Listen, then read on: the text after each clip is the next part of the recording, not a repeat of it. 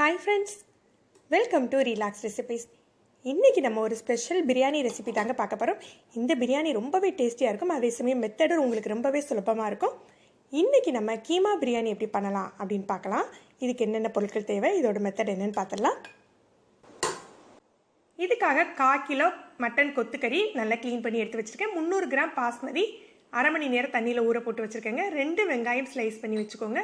தாளிக்கிறதுக்கு தேவையான அளவு பிரியாணி இலை, பட்டை, கிராம்பு, ஏலம், 2 பச்சை மிளகாய், கொஞ்சமாக மல்லி, புதினா, மிளகாய்த்தூள், உப்பு, பிரியாணி மசாலா, 1 டீஸ்பூன் அளவுக்கு பிரியாணி மசாலா எடுத்து வச்சுருக்கேன். இதோட லிங்கை கீழே டிஸ்கிரிப்ஷனில் கொடுக்க, நீங்கள் தேவைப்பட்டால் எடுத்துக்கோங்க. ஒரு அரை மூடி எலுமிச்சம்பழத்தோட சாறு, 1 கப் அளவுக்கு அதாவது 100 மில்லி தயிர் எடுத்து வச்சுருக்கேன். 1 டீஸ்பூன் இஞ்சி பூண்டு விழுது. இந்த பிரியாணிக்கு நம்ம தக்காளி சேர்க்க போகிறது இல்லைங்க, தயிர் தான் 100 மில்லி சேர்த்துக்கணும். இப்போ நம்ம தாளிச்சிடலாம். எண்ணெயில் தான் தாளிக்க போகிறோம். விருப்பப்படுறவங்க 1 டீஸ்பூன் நெய் எண்ணெயோடு சேர்த்து போட்டுக்கலாம். பிரியாணி இலை நம்ம ரைஸ் வேக வைப்ப இலை தான் சேர்ப்போங்க. இப்போ நம்ம பட்டை, கிராம்பு இலை போட்டு தாளிச்சிடலாம். பட்டை, கிராம்பு இலை பொரிஞ்சாக்கில் நம்ம வெங்காயம் ஸ்லைஸ் பண்ணி வச்சுக்க வெங்காயத்தை சேர்த்துடலாம்.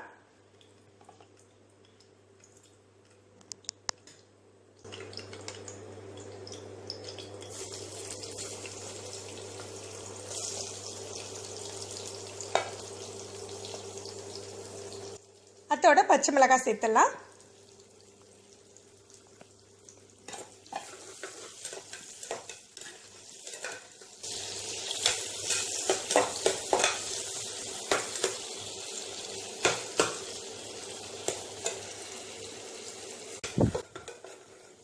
வெங்காயம் நல்லா வதங்கிட்டு இந்த மாதிரி பொன்முருவலாக வதங்கின பிறகு இஞ்சி பூண்டு விழுது சேர்த்துக்கோங்க. எப்போதுமே பிரியாணிக்கு வெங்காயம் வதங்கையில் இந்த அளவுக்கு வரணுங்க. அதுக்கப்புறம் தான் நம்ம மற்ற பொருட்களை சேர்க்கணும். இஞ்சி பூண்டு வதங்கினாக்கில் நம்ம மற்ற பொருட்களை சேர்த்துடலாம். மல்லி, புதினா, வெட்டி வச்சிருக்க மல்லி, புதினா சேர்த்துக்கலாம். அதோட பிரியாணி மசாலா, மிளகாய்த்தூள், உப்பு எல்லாமே சேர்த்துடலாங்க.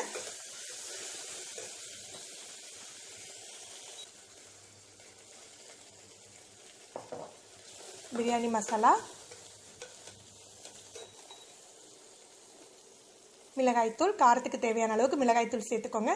இப்போ முதல்ல நம்ம கீமாவை தான், மட்டன் கொத்துக்கறியை தான் வேக வைக்க போகிறோம். அதுக்கப்புறம் நமக்கு தேவைப்பட்டால் நம்ம எக்ஸ்ட்ரா சேர்த்துக்கலாம் மிளகாய்த்தூள். தயிர் சேர்த்து நல்லா மிக்ஸ் பண்ண பிறகு நம்ம மட்டன் கொத்துக்கறி சேர்த்துடலாங்க. வழக்கமாக நம்ம கட்லெட்டுக்கோ இல்லை கோலா உருண்டைக்கோ வாங்கல நல்லா கொத்தி வாங்கியிருப்போம். இந்த கீமா பிரியாணிக்கு வழக்கத்தோட கொஞ்சம் பருசாக கொத்திக்கோங்க. ரொம்ப நைஸாக இருக்க வேண்டாம். இதோட எலுமிச்சம்பழ சாறு சேர்த்துடலாம். இதை நல்லா கிளறி விட்டுட்டு ஒரு 5 நிமிஷம் மூடி போட்டு வைக்கலாங்க. முதல்ல அந்த கொத்துக்கறியில் உள்ள தண்ணியெல்லாம் ரிலீஸ் ஆன பிறகு தான் நம்ம விசில் வைக்க போகிறோம். அதனால் ஒரு 5 நிமிஷம் மூடி போட்டு வச்சுக்கலாம்.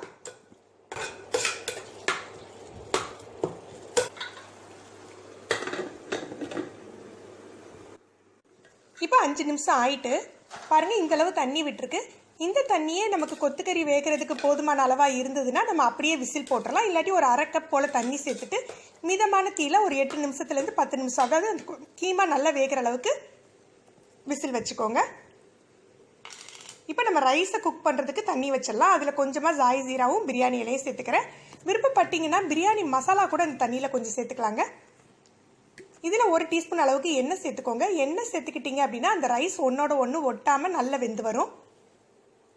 இப்போ உப்பு சேர்த்துட்டு நம்ம அரிசியை சேர்த்து வேக வச்சிடலாம். ஊற வச்ச பாஸ்மதி அப்படிங்கிறதுனால உங்களுக்கு 8 நிமிஷத்துலேருந்து 10 நிமிஷத்துக்குள்ளே குக் ஆகிடுங்க.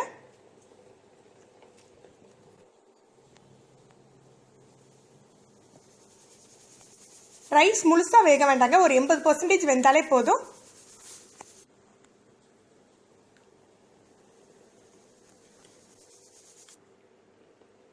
அதாவது உடையிற பருவம் வரைக்கும் வெந்தாலே போதுங்க. ரொம்ப குழையிற பருவம் வரைக்கும் வேக வச்சிடாதீங்க, ஏன்னா நம்ம தம் போடுவோம். பாருங்கள், இந்த அளவுக்கு வெந்தால் போதும். இப்போ நம்ம வடித்து எடுத்து வச்சிடலாம். நமக்கு கீமாவும் ரெடி ஆகிருக்கும், ரைஸும் ரெடி ஆகிடுச்சு. பாருங்கள், கீமா எப்படி இருக்குது, நல்லா வெந்து உங்களுக்கு செட் ஆகிடுச்சு. தண்ணியும் ரொம்ப நிற்கலை, நமக்கு தம் போடுற அளவுக்கு கரெக்டாக இருக்குங்க. இப்போ நம்ம 2ஐயும் சேர்த்து தம் போட்டுடலாம். முதல்ல அடியில் உள்ள ஒரு லேயர் அந்த கீமாவில் ரிலீஸ் ஆகிருக்கும் இல்லையா எண்ணெய், அதையே சேர்த்துக்கோங்க.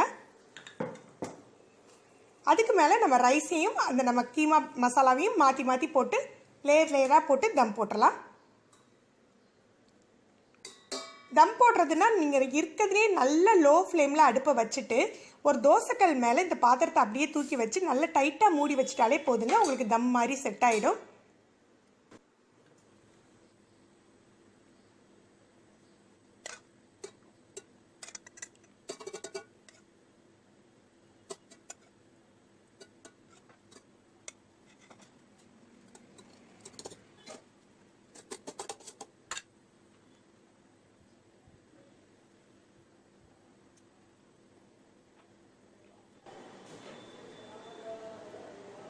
ஃபுட் கலருக்கு பதிலாக நம்ம கீமாவில் உள்ள ஆயிலை கூட விட்டுக்கலாங்க, அதுவே உங்களுக்கு நல்ல கலர் கொடுக்கும்.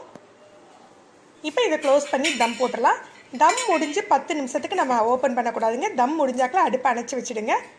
அடுப்பை அணைச்சி 10 நிமிஷம் கழித்து ஓப்பன் பண்ணி பார்க்கலாம். இப்போ பாருங்கள் எந்த அளவுக்கு செட் ஆகிருக்குன்ட்டு.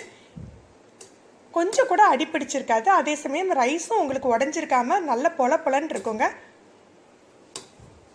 இந்த பிரியாணி உங்களுக்கு செய்கிறதுக்கும் சுலபமாக இருக்கும், டேஸ்ட் ரொம்பவே சூப்பராக இருக்குங்க. நீங்கள் ஒரு தடவை ட்ரை பண்ணி பாருங்கள் இந்த பிரியாணியை. இதை பற்றின உங்களுடைய கருத்துக்களை கமெண்ட் பண்ணுங்கள். உங்களுக்கு இந்த வீடியோ பிடிச்சிருந்தால் லைக் பண்ணுங்கள், ஷேர் பண்ணுங்கள். இது வரைக்கும் நம்ம சேனலை சப்ஸ்கிரைப் பண்ணாதவங்க மறக்காமல் சப்ஸ்கிரைப் பண்ணி கீழே உள்ள பெல் பட்டனை ப்ரெஸ் பண்ணுங்கள். அப்போ தான் நம்ம சேனலில் போடுற புது வீடியோக்களோட நோட்டிஃபிகேஷன் உங்களுக்கு இமீடியட்டாக கிடைக்கும். மேலும் ஒரு புதிய வீடியோவில் உங்களை சந்திக்கிறேன். நன்றி.